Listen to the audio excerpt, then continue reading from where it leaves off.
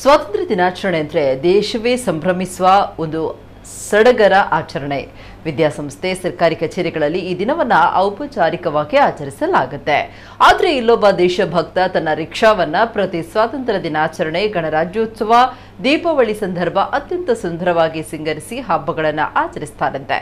ಹೌದು, ಉಡುಪಿಯ ಕಟಪಾಡಿಯವರಾದ ರಿಕ್ಷಾ ಚಾಲಕ ಶೇಖರ್ ಕುಂದರ್ ತಮ್ಮ ಆಟೋ ರಿಕ್ಷಾವನ್ನ ಸಿಂಗರಿಸಿ ಬೃಹತ್ ರಾಷ್ಟ್ರಧ್ವಜದ ಬಾವುಟವನ್ನ ಹಾಕಿ ಆ ಮೂಲಕ ಈ ಬಾರಿಯ ಸ್ವಾತಂತ್ರ್ಯೋತ್ಸವವನ್ನ ಆಚರಿಸಿದ್ದಾರೆ. ನಿತ್ಯ ಶಾಲಾ ಮಕ್ಕಳನ್ನ ಶಾಲೆಗೆ ಕರೆದುಕೊಂಡು ಹೋಗುವ ಅವರು ಇಂದು ಶಾಲಾ ಮಕ್ಕಳೊಂದಿಗೆ ಬೆರೆತು ಸಂಭ್ರಮಿಸಿದ್ದಾರೆ.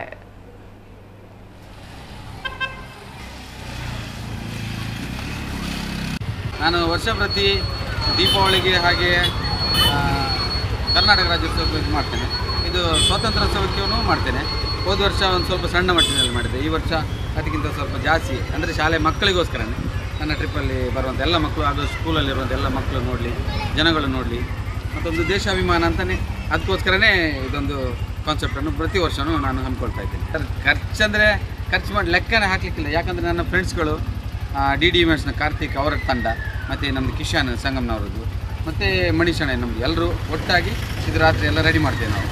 ಹಾಗಾಗಿ ಒಬ್ಬೊಬ್ಬರು ಬಂದು ಹೆಲ್ಪ್ ಮಾಡ್ತಾರೆ. ಹಾಗಾಗಿ ಅವರದ್ದು ಹೆಲ್ಪನ್ನು ನಾವು ಖರ್ಚು ಅಂತ ಹೇಳಲಿಕ್ಕೆ ಆಗೋದಿಲ್ಲ, ಹೆಲ್ಪ್ ಅಂತಲೇ ಹೇಳ್ಬೋದು ಸರ್.